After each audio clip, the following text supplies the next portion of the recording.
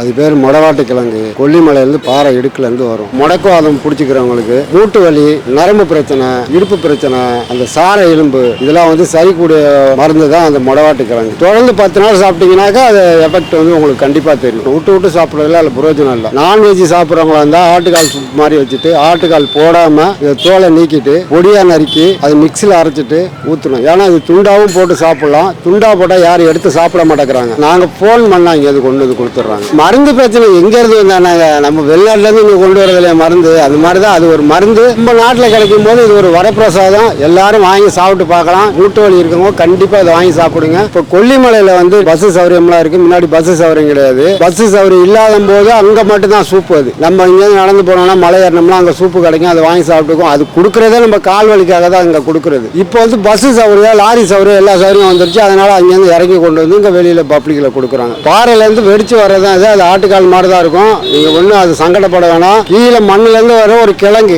மாட்டுக்கால் மாதிரி இருக்குன்னு சொல்லி வெஜ்ஜி சாப்பிட்றவங்க அதை ஒதுக்க வேண்டாம். கண்டிப்பாக அது வந்து வெஜ்ஜி தான். அது நீங்கள் நல்லா தாராளமாக சாப்பிட்டுக்கலாம். நல்லா உங்களுக்கு ரிசல்ட் தெரியும். ஆனால் தொடர்ந்து 10 நாள் சாப்பிட்டீங்கன்னா ரிசல்ட் கண்டிப்பாக தெரியும். இது திருச்சியில் ஆண்டாளி வீதி மகனையில் வித்துக்கிட்டு இருக்கேன்.